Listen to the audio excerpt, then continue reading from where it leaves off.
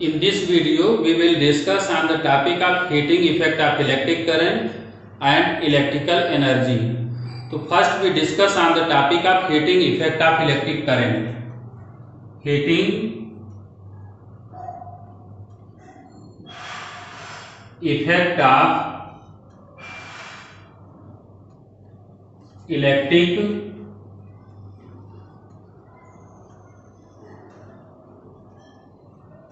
Current. तो आपका topic है heating effect of electric current.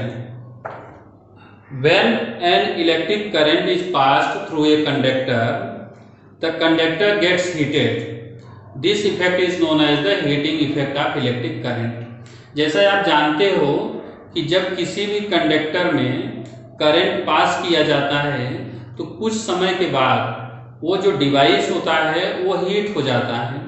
जैसे मान लीजिए मोबाइल में एग्जाम्पल ले लीजिए, टीवी देख लीजिए या फैन को देख लीजिए कि जैसे आप चालू करते हो, स्टार्ट करते हो तो कुछ समय के बाद ये सभी डिवाइस क्या होते हैं, हीट हो जाते हैं। जो हीट हो जाते हैं तो इसी को हम कहेंगे heating effect of electric current. तो हम इस तरह से डिफाइन कर सकते हैं heating effect of electric current को, when electric current pass through the conductor, कि यहाँ इलेक्ट्रिक करंट को पास कर रहे हैं कंडक्टर में, then the conductor gets heated. Conductor क्या हो जाता है, हीट हो जाता है। This effect is known as the heating effect of electric current. अब आपको ये समझना है कि ये जो हीटिंग इफेक्ट होता है उसका रीजन क्या होता है। तो जब किसी कंडक्टर में जब इलेक्ट्रॉन फ्लो करते हैं, इलेक्ट्रॉन मोशन करते हैं, तो आप समझते हैं कि इलेक्ट्रॉन जो मोशन करेंगे उसके बीच में वो आपस में बार बार टकराते हैं। जब कोलाइड करते हैं तो कोलिजन के बाद एनर्जी लॉस होती है। एनर्जी जो लॉस होती है वही हीट के फॉर्म में कन्वर्ट हो जाती है। इस तरह से हीट क्या होता है, heating effect of electric current. तो आपको समझ में आ गया होगा। पहले तो उसकी डेफिनेशन लिखनी है कि heating effect of electric current की डेफिनेशन क्या है। तो सिंपल से वर्ड में आप लिख सकते हैं कि when electric current pass through a conductor, इसमें इलेक्ट्रिक करंट पास कर रहे हैं, किसी कंडक्टर में पास कर रहे हैं, the conductor gets heated. Conductor क्या होता है, हीट हो जाता है। This effect is known as the heating effect of electric current. इसी इफेक्ट को आप heating effect of electric current कहेंगे। इसके बाद का जो टॉपिक है वो है इलेक्ट्रिकल एनर्जी। Electrical energy. तो अब इलेक्ट्रिकल एनर्जी को समझने के लिए आप मान लीजिए ये मैं एक इलेक्ट्रिकल सर्किट बना रहे हैं। यहाँ से ये पोटेंशियल हो गया, या सिंपल सा अगर आप देखें तो ऐसा भी बना सकते हैं कि सपोज कि एक कंडक्टर है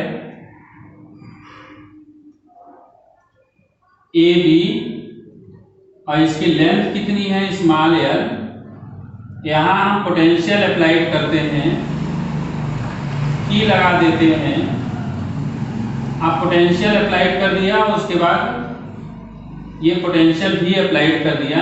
अब इसमें जो इलेक्ट्रॉन मोशन करेंगे तो पॉजिटिव, जैसे पॉजिटिव टर्मिनल है, दूसरे साइड क्या निगेटिव टर्मिनल है, तो निगेटिव से पॉजिटिव की ओर मूव करेंगे। इलेक्ट्रॉन क्या करेंगे, निगेटिव से पॉजिटिव, तो जो करंट फ्लो होता है पॉजिटिव टू निगेटिव फ्लो होगा। तो आप जानते हैं एक इलेक्ट्रिक पोटेंशियल की डेफिनेशन होती है the amount of work done bringing unit positive charge from infinity to that point in the electric field is known as the electric potential। जैसे आप मान लीजिए कि ये मार्कर है, इसको एक जगह से दूसरे जगह तक आप ले जाते हैं तो इसके लिए क्या करते हैं, वर्क करते हैं। उसी तरह से टर्मिनल में यदि एक टर्मिनल से दूसरे टर्मिनल तक चार्ज को कैरी करते हैं तो हम क्या करते हैं, अमाउंट ऑफ वर्क करते हैं। ये जो अमाउंट ऑफ वर्क करते हैं वही एनर्जी के फॉर्म में कन्वर्ट हो जाता है, क्योंकि आप डेफिनेशन से जानते हैं, 11th में पढ़े हैं कि the capacity of doing work is known as the energy. जो वर्क करने की कैपेसिटी है उसी को हम क्या बोलते हैं, एनर्जी। यहाँ पर जो वर्क कर रहे हैं वो कहाँ कर रहे हैं, आप कंडक्टर में कर रहे हैं, इलेक्ट्रिकल सर्किट में कर रहे हैं, इसलिए इसको कहेंगे इलेक्ट्रिकल एनर्जी। तो let us consider W amount of work done to carry a charge Q from one terminal to another terminal, then electric potential V will be equal W by Q। समझ में आ गया? V equal W upon Q implies that W will be equal V into Q। Equation number first, ये जो work हुआ, this work done appears in the form of heat energy. ये जो work है यही हीट के फॉर्म में convert हो जाता है, is known as the electrical energy. उसी को हम क्या बोलते हैं? Electrical energy. तो हम इसको बाय डेफिनेशन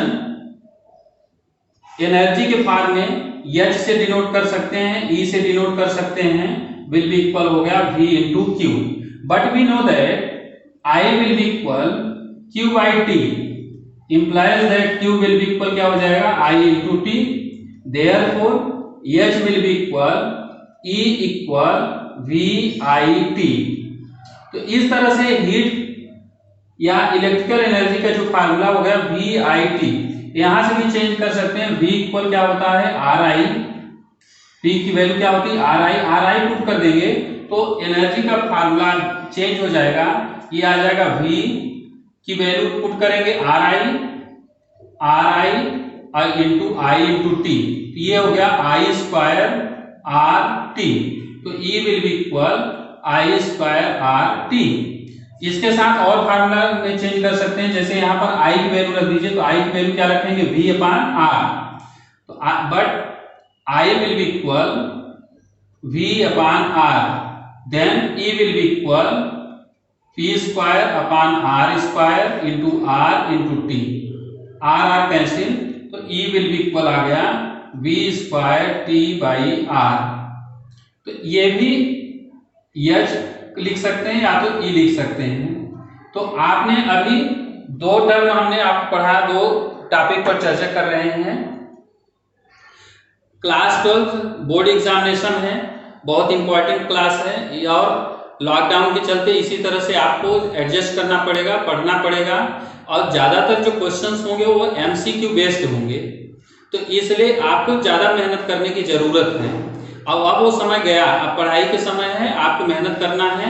और जैसा बताया गया है कि आगे हो सकता है नेक्स्ट मंथ में एग्जाम भी होगा आपका MCQ टाइप के, और वो जितने भी मार्क्स आप पाएंगे उसको क्या किया जाएगा? बोर्ड भेजा जाएगा। तो इसलिए आपको ध्यान रखने की जरूरत है। तो हम बताए हैं जो फिजिक्स का सिलेबस है उस पर चर्चा कर लेते हैं 1 मिनट, कि चैप्टर फर्स्ट, यूनिट फर्स्ट और यूनिट सेकंड करंट इलेक्ट्रिसिटी। ये करंट इलेक्ट्रिसिटी का ही टॉपिक चल रहा है, थोड़ा सा और टॉपिक बचा है, 2-3 दिन में कंप्लीट हो जाएगा, यानी इस वीक में कंप्लीट हो जाएगा। उसके बाद नेक्स्ट थर्ड यूनिट स्टार्ट होगी। तो इसमें देखिए पहला टॉपिक था heating effect of electric current, जिसकी केवल आप डेफिनेशन नोट कर सकते हैं, डेफिनेशन पढ़ सकते हैं, समझ सकते हैं।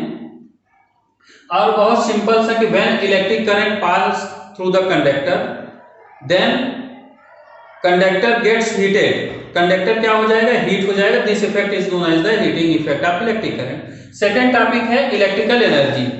तो इलेक्ट्रिकल एनर्जी में हमने बताया कि ये डेफिनेशन आप जानते हैं कि amount of work done to carry a charge from one terminal to another terminal is known as the electric potential की डेफिनेशन में आपने लिखा था। तो V equal W upon Q लिख दिया, W equal V into Q and the capacity of doing work is known as the energy. तो ये जो वर्क है वो क्या है? एनर्जी है। उसको हम E से डिनोट कर सकते हैं या H से डिनोट कर सकते हैं। इस तरह E इक्वल H इक्वल क्या आ गया? VQ, या VQ में Q की वैल्यू मैंने पुट कर दिया I इंटू T, तो E इक्वल क्या आ गया? VIT। ये डिफरेंट फार्म है हीट एनर्जी के, जो हम अलग अलग फार्मूले रख करके फाइंड कर सकते हैं। तो H इक्वल VIT लिख सकते हैं, H equal I square RT हो सकता है, या H equal V square T अपान R हो सकता है। तो इस तरह से दो टॉपिक आपके क्लियर हो गया। एक तो heating effect of electric current, उसका रीजन भी मैंने बता दिया, और सेकंड है इलेक्ट्रिकल एनर्जी। दूसरी सबसे महत्वपूर्ण बात है कि यदि आपको कोई डाउट होता है, कोई प्रॉब्लम होती है फिजिक्स सब्जेक्ट में, तो आप मुझसे कांटेक्ट कर सकते हैं, पूछ सकते हैं, कुछ भी समझना है तो आप पूछ सकते हैं, लेकिन पढ़ाई आपको करना है। ठीक है।